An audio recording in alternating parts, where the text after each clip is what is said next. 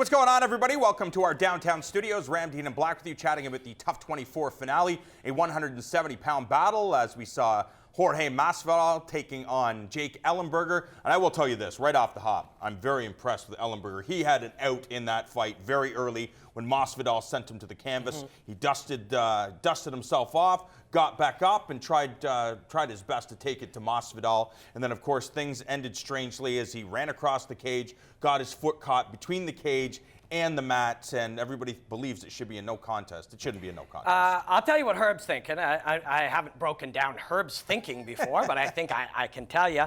It'll probably come out today or tomorrow.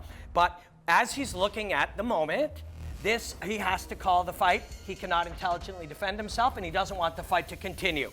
Before he says that's a TKO, he goes back and sees, so I'm stopping the fight due to punches. However, because there is an involvement with the playing surface, is there anything in the rule books that will allow me to give this a different assigned finish instead of TKO? I'm stopping it due to TKO. However, if there's something in the rule book that allows me to say no, due to the involvement of the playing surface, it's a no contest or something, went back, checked it, no, it is a TKO. So it's not like he stopped it and then went to look. He stopped it and decided it was a technical knockout due to the fact that he was hurt and couldn't protect himself under the scenario, then consulted to see if he has any other options other than his first choice, which is a TKO. Herb, the breakdown.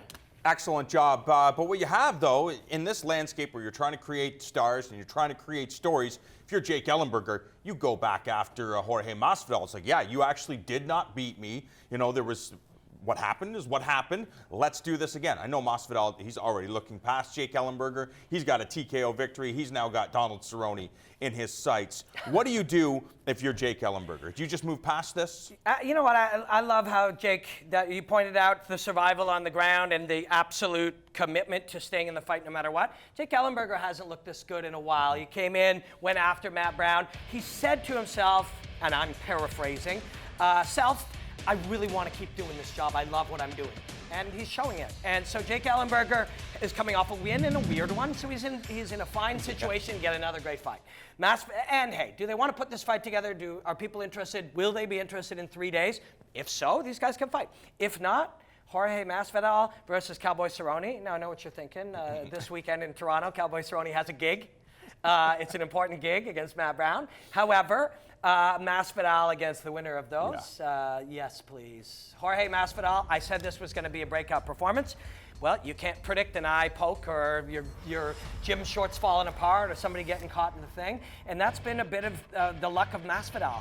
You know, it's just he hasn't got the moment to really show you how good he is. But anybody who knows how good Jorge Masvidal is. If you're the UFC and you look at guys like Masvidal and Donald Cerrone and they're action fighters, Matt Brown, is that the type of fight you want them in, or are you going to try to push guys like this because clearly the fans like them because of their in-cage performances? Do you try to push them to the championship status, or do you just keep trying to thrill them with free TV fights, basically? The most overused discussion point in fighting, and it is to the detriment of the now, is what's next for so-and-so.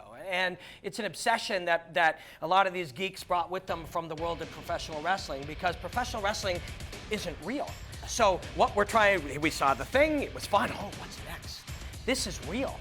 These are moments in time of brilliance and artistic displays, you know? So what's next is rarely one of those things, because you can get that 99% of these idiots out there, so we don't need to talk about that.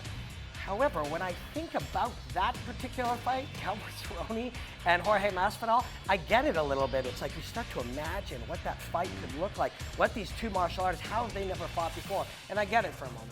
Yeah, I mean, Masvidal continues to get better, and I think, you know, if you are a hardcore fan, you understand just how good he is. You saw him in the fight with Ellenberger, catching the kicks, being smooth, parrying, countering, just constantly. And it seems like we talked about that flow state.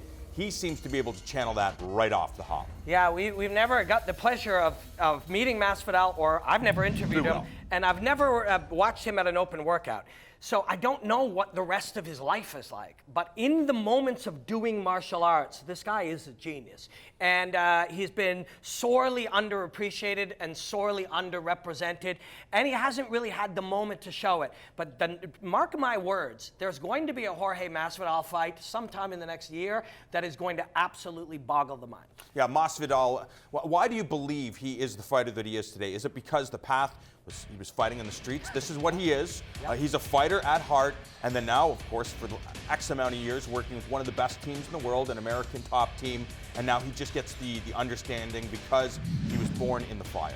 Yeah, there are a lot of funny nicknames and good nicknames and weird nicknames. Game Bred is the right name. Yeah. This is what the guy is. And I will drop everything and put down the phone or the Twitter machine or whatever and just watch this guy fight whenever he fights. What's the best, 170 pounds or 55, or it doesn't matter, it just comes down to the opponent. Whatever the guy wants to do. That's why him and Cowboy Cerrone, that's why you just start to imagine the two of them looking at each other. I get it. So many great matchups for Game Bred Jorge Masvidal, but I'm sure you can just imagine what would happen if he collided with the Cowboy.